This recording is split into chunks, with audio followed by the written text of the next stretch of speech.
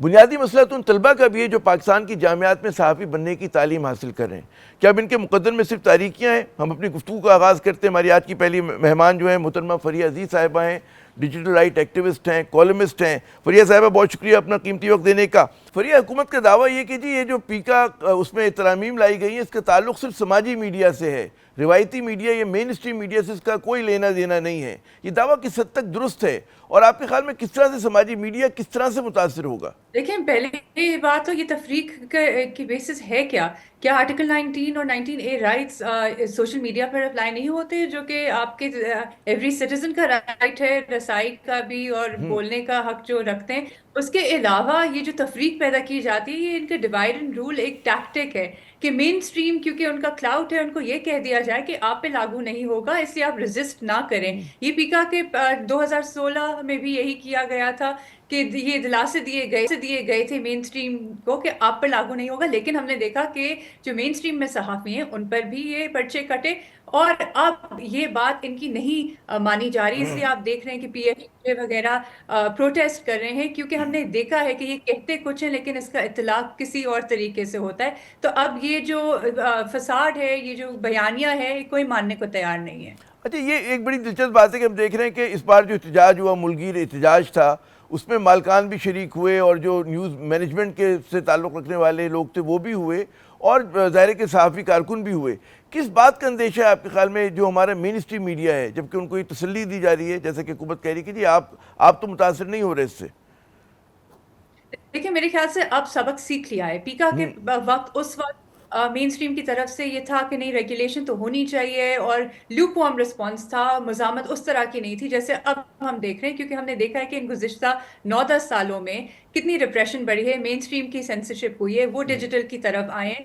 مین stream prime time anchors کو YouTube channels بنانے پڑے کیونکہ ان کے پرائم ٹائم شوز نہیں تھے یا ان کو نکال دیا گیا تھا. تو کیونکہ یہ سب گزر چکے ہیں اور ہر پولیٹیکل دور میں جو بھی حکومت میں ہو ان کے ہاتھوں گزر چکے ہیں، تو اب ان میں میرے خیال سے اس وقت مجھے جو نظر آ رہا ہے ریئلائزیشن ہے کہ یہ بالکل ہم پر بھی ہوگا. اور دوسری چیز میرے خیال سے احتجاج کی وجہ یہ بنی ہے کہ ان کو کہا گیا تھا ہم آپ کو کنسلٹ کریں گے، اور ان کو نہیں کنسلٹ کیا گیا اور اس کو بلڈوز کر دیا گیا. تو شاید اس کی ریاکشن میں بھی احتجاج ہو رہا ہے. اچھا، یہ جو ہم دیکھ رہے تھے کامران مرتضیٰ جو جے یو آئی ایف کے، انہوں نے جو نشاندہی کی کہ جناب یہ تو رجسٹر کرانا پڑے گا تمام جو بھی پلیٹ فارمز ہوں گے سماجی میڈیا کے ان کو، اور اس کے ساتھ ساتھ اگر کوئی سزا ہو جاتی ہے تو پھر ظاہر ہے کہ اس کا جو ہے اپیل کا پروسیس جو ہے بڑا کمپلیکیٹڈ ہے. کیا اس پہ روشنی ڈال سکیں گے آپ؟ کیا ہے طریقہ؟ انہوں نے کافی پروسیجرل چینجز کیے ہیں جو میرے خیال سے اس پہ بات ہو نہیں رہی ہے، اور یہ زیادہ ایشو ہوگا جب ٹرائلز چلیں گی یا جو ریگولیٹری سائڈ پہ. تو دو اس میں بیسکلی ایشوز ہیں. ایک تو فوجداری سائڈ پہ جو آفینس کریٹ کیا گیا ہے فالس اور فیک انفارمیشن کا، جو انتہائی ویگ لی فریزڈ ہے. تو وہ اس کا اب دیکھیں ہمارے ہاں جس طریقے سے پیکا کے بھی پرچے کٹے ہیں، کیا آپ نے کہا کیا وہ بہت بات کی بات ہے اگر اس پہ اس تک بات جائے بھی. پہلے کیا ہوتا ہے کہ پرچہ کٹتا ہے، اریسٹ ہوتا ہے، وہ شک لاگو ہوتی ہے نہیں ہوتی کوئی فرق نہیں پڑتا. پروسیس از پنشمنٹ، اریسٹ بھی کریں گے، ڈیوائسز بھی لیں گے، ہراساں بھی کریں گے، اور پھر اس کے بعد دیکھیں گے کہ چارج شیٹ آتی ہے، ٹرائل چلتا ہے نہیں چلتا. آپ سزا نے کی کچھ اس بات کے نہیں. جو آپ پروسیجرز کی بات کری اس کو کچھ اسٹڈی کیا آپ نے، being activist of digital media, اس چیز کو کچھ آپ نے موازنہ جی کیا کہ کیا کیا تبدیلیاں لائی گئی ہیں؟ جی دیکھیں، جو اس میں بنیادی تبدیلیاں ہیں، جو پروسیس پیکا کا رہا ہے اور جن جن چیزوں کو کورٹس میں چیلنج کیا گیا اور وہاں پہ کسی حد تک ریلیف بھی ملتی آئی، دو تین چیزیں کہ مدعی کون ہو سکتا ہے. اگر آپ دیکھیں تو اس میں کمپلیننٹ کی جو ڈیفینیشن ہے کہ جو بھی سمجھتا ہے کہ اس ایکٹ کے تحت کوئی offense ہوا ہے وہ بن سکتا ہے. پھر اینی پرسن کی جو پرسن کی ڈیفینیشن، ہم یہ سیکشن 20 کے کانٹیکس میں جو ہارم ٹو ریپوٹیشن والا ہے، جو شک بہت زیادہ لگی آتی تھی کہ اداروں کے بارے میں آپ نے کہہ دیا یا ادارے کا کوئی اہلکار کمپلیننٹ بن گیا، تو اس میں ہم یہ پوائنٹ آؤٹ کرتے تھے کہ نیچرل پرسن کا لفظ استعمال ہوا ہے. نیچرل پرسن کہ آپ ڈائریکٹلی اگریوڈ ہیں تو آپ کمپلین کر سکتے ہیں، آپ کسی کے بہاف پہ اگریو نہیں ہو سکتے اور کمپلین کر سکتے ہیں. اس کی گنجائش اس میں ڈال دی کہ اینی پرسن صرف ایک انڈیویجول نہیں ہے، وہ ایک کارپوریٹ باڈی بھی ہو سکتی ہے، ایک لیگل اینٹی بھی ہو سکتی ہے. تو جو یہ چیزیں کر رہے تھے پریکٹس، سو انکوائری کا بھی کہ ایف آئی اے جو سمنز بھیج دیتی تھی کہ آپ نے آنا ہے ان کے دفتر، جو कॉग्निजेबल नॉन कॉग्निजेबल ऑफेंसेस का फ़र्क है, और जो पीका में ये प्रोसीजर्स थे कि एक नॉन कॉग्निजेबल ऑफेंस में पहले मैजिस्ट्रेट से परमिशन लेंगे, उसके बाद तफ्तीश का आगाज़ होगा और फिर आप इनको अपनी इन्वेस्टिगेशन करेंगे। इंक्वायरी का कोई इसमें तसव्वुर नहीं था, इंक्वायरी का लफ्ज़ डाल दिया गया है, जो कि इन प्रैक्टिस चीज़ चल रही थी। और बहुत सारे जो ऑफेंसेस जो पहले नॉन कॉग थे, वो अब कॉग्निजेबल, ताकि इनके पास डायरेक्ट पावर आ जाए कि वो पर्चे भी यानी कि काटें, एक पूरी अरेस्ट भी खौफ और करें। राज की फजा पैदा हो जाएगी, लोग बात करते हुए बिल्कुल घबराएंगे। ये बताइए, लेकिन फिर भी हुकूमत का ये कहना बड़ा दुरुस्त है कि जी फेक न्यूज़ मसला तो है, और उस फिर फेक न्यूज़ से निमटने का क्या तरीका होगा कि जिसमें वाकई अगर कोई बकौल उनके कि जी कोई प्रोपेगेंडा कर रहा है, कोई बहुत ही सफ़ेद झूठ बोल रहा है, और वो सफ़ेद झूठ आपको पता है सिर्फ हुकूमत के मुखालफिन ही नहीं बोलते, हुकूमत में बैठे हुए लोग भी बोल रहे होते हैं जी। क्या हुकूमत में बैठे लोगों पर ये लागू होगा? क्योंकि हमें पता है कि ये एक पावर गेम होती है। देखिए, अगर फेक या फॉल्स इन्फॉर्मेशन है, उसको क्वालिफाई करने की ज़रूरत होती है। हर चीज़ क्रिमिनल ऑफेंस नहीं बनाया जाता। और आप रेगुलेटरी प्रैक्टिसेस भी देखें तो उसमें काउंटर स्पीच होती है, उसमें फैक्ट चेकिंग होती है, जो तमाम चीज़ें इससे मुतासर होंगी। कि फैक्ट चेकर्स को अगर आपने कल कह दिया कि आप तो इस गलत बयानी कर रहे हैं, तो वो किस तरीके से तस्दीक होगी? देखें, हुकूमत का हमेशा एक जो ऑफिशियल नैरेटिव है, वो प्रोपेगेंडा है, उसको चेक करेंगे तो ये आप पे क्या फॉल्स इन्फॉर्मेशन लागू होगा?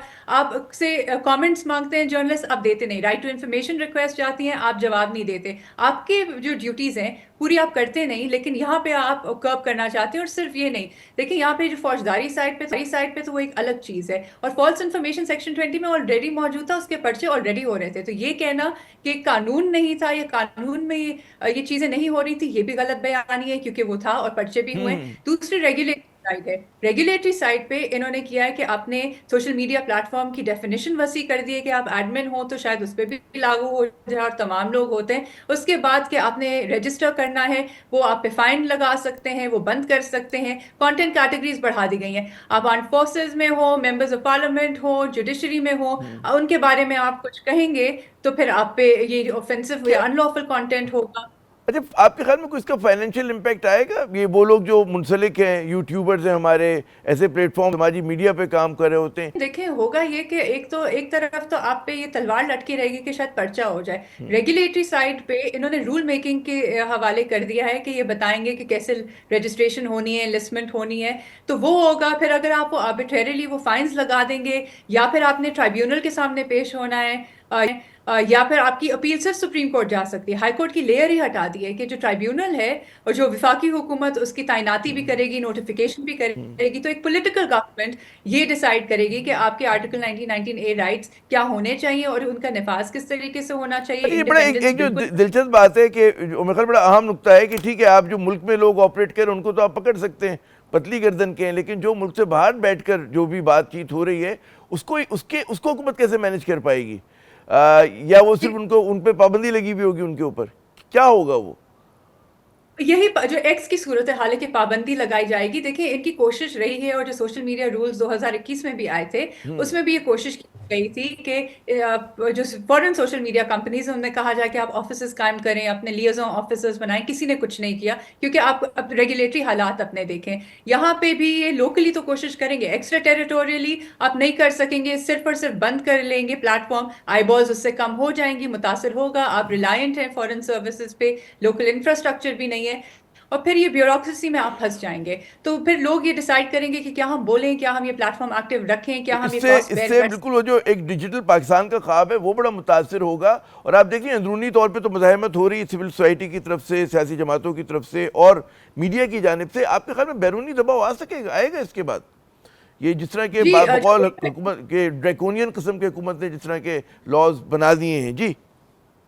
जी बिल्कुल, बैरूनी जो इस पे एक रद्द अमल है वो आ चुका है। एशिया इंटरनेट कोलिशन जो लार्ज सोशल मीडिया कंपनीज उसका हिस्सा हैं, एज अ कलेक्टिव उनका बयान आया है। जो ग्लोबल नेटवर्क इनिशिएटिव है उनकी एक स्टेटमेंट आई थी, जिसमें सिविल सोसाइटी, ग्लोबली कंपनीज वगैरह तमाम है, वो तशवीश के साथ देख रहे हैं कि पाकिस्तान में क्या हो रहा है। और मेरी नज़र में तो हम एक डिजिटल ग्रेवयार्ड बनते जा रहे हैं।